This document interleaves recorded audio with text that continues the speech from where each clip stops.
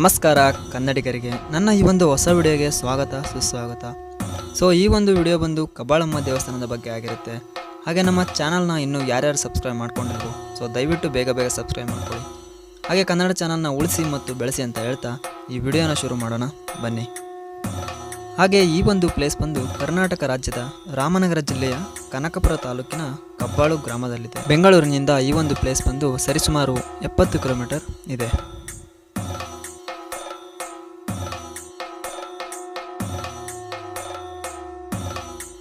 ಭಕ್ತರ ಕಷ್ಟಗಳನ್ನು ಈಡೇರಿಸುವ ಈ ದೇವಿಗೆ ಹಲವಾರು ಜನ ಭಕ್ತರು.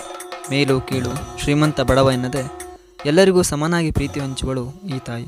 ಎಷ್ಟೋ ಜನರ ಮನೆಯಲ್ಲಿ ಮತ್ತು ಮನದಲ್ಲಿ ದೇವತೆಯಾಗಿ ನೆಲೆಸಿಗಳು ಈ ನಮ್ಮ ಅಮ್ಮ ಕಬ್ಬಾಳಮ್ಮ. ಹಾಗೆ ಈ ಒಂದು ಪ್ಲೇಸ್ಗೆ ಹೆಚ್ಚಿನ ಸಂಖ್ಯೆಯಲ್ಲಿ ಭಕ್ತಾದಿಗಳು ಬರ್ತಾರೆ. ದೇಶ ವಿದೇಶಗಳಿಂದ ಕೂಡ ಭಕ್ತಾದಿಗಳು ಬರ್ತಾರೆ. ಹಾಗೆ ಈ ದೇವರನ್ನು ನಂಬಿದವ್ರಿಗೆ ತಾಯಿ ಯಾವತ್ತೂ ಕೈ ಬಿಟ್ಟಿಲ್ಲ. ತುಂಬಾ ಪವರ್ಫುಲ್ ದೇವರು ಅಂತ ಹೇಳ್ತಾರೆ. ಕಬ್ಬಾಳು ಗ್ರಾಮದಲ್ಲಿ ನೆಲೆಸಿದ್ದಕ್ಕೆ ಈ ದೇವರನ್ನು ಕಬ್ಬಾಳಮ್ಮ ಅಂತ ಕರೀತಾರೆ. ಪಾರ್ವತಿ ದೇವಿನೇ ಈ ಕಬ್ಬಾಳಮ್ಮ ದೇವಿ ಅಂತ ಕೂಡ ಹೇಳ್ತಾರೆ. ಸೊ ಹಾಗೆ ನೀವಿಲ್ಲಿ ಬೀಗ ಹಾಕಿರೋದನ್ನು ನೋಡ್ತಾ ಇರ್ಬೋದು. ಏನಕ್ಕೆ ಈ ಥರ ಹಾಕಿದ್ದಾರೆ ಅಂತ ಹೇಳ್ಬಿಟ್ಟು ನಿಮ್ಮ ಮನಸ್ಸಲ್ಲಿ ಕ್ವಶನ್ ಬರ್ತಾರ, ನನಗೂ ಕ್ವಶನ್ ಬಂತು. ನಾನು ಅಲ್ಲಿರೋರನ್ನ ಕೇಳಿದೆ. ಇದು ಒಂದು ರೀತಿಯ ಹರಕೆ. ಅಂಗಡಿ ಆಗಿರ್ಬೋದು, ಮನೆ ಆಗಿರ್ಬೋದು, ಏಳಿಗೆ ಆಗ್ತಿಲ್ಲ ಅಂದಾಗ ಒಂದು ಹರಕೆನ ಹೊತ್ಕೊಳ್ತಾರೆ. ಆ ಹರಕೆ ತೀರ್ತು ಒಳ್ಳೇದಾಯಿತು ಅಂದಾಗ ಹಳೆ ಬೀಗವನ್ನು ಇಲ್ಲಿ ಕಟ್ಟಿ ಹೋಗ್ತಾರೆ. ಅದನ್ನು ತಂದು ಕಟ್ಟಿದಾಗ ಆ ಪಾಪವನ್ನು ಈ ತಾಯಿ ಕಳಿತಾಳೆ ಅನ್ನೋ ಒಂದು ನಂಬಿಕೆ ಇದೆ ಅಂತ ಹೇಳ್ತಾರೆ.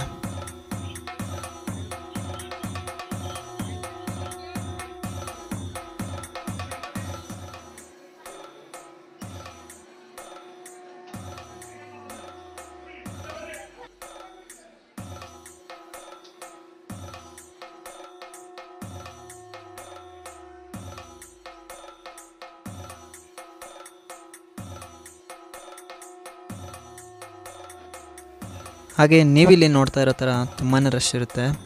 ಸೊ ಈ ಒಂದು ದೇವಸ್ಥಾನಕ್ಕೆ ಬರಬೇಕಂತ ನೀವೇನಾದರೂ ಪ್ಲ್ಯಾನ್ ಮಾಡಿದರೆ ಸ್ವಲ್ಪ ಬೇಗನೆ ಮನೆಯಿಂದ ಹೊರಟ್ರೆ ಒಳ್ಳೆಯದು. ವೀಕೆಂಡಲ್ಲಿ ಬರೋರು ಪ್ಲ್ಯಾನ್ ಮಾಡೋರು ಸ್ವಲ್ಪ ಬೇಗನೆ ಹೊರಡಬೇಕು.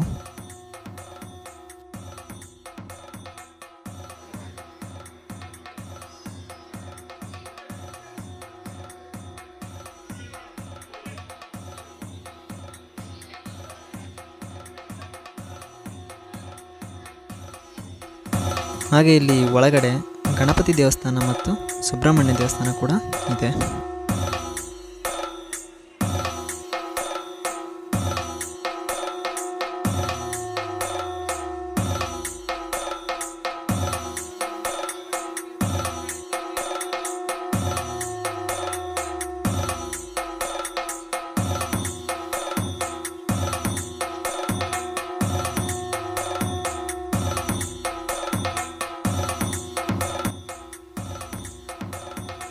ಸೊ ಇದಾಗಿತ್ತು ಇವತ್ತಿನ ವಿಡಿಯೋ. ಈ ವಿಡಿಯೋ ಇಷ್ಟ ಆಗಿದ್ರೆ ದಯವಿಟ್ಟು ಸಬ್ಸ್ಕ್ರೈಬ್ ಮಾಡಿ, ಹಾಗೆ ಶೇರ್ ಕೂಡ ಮಾಡಿ.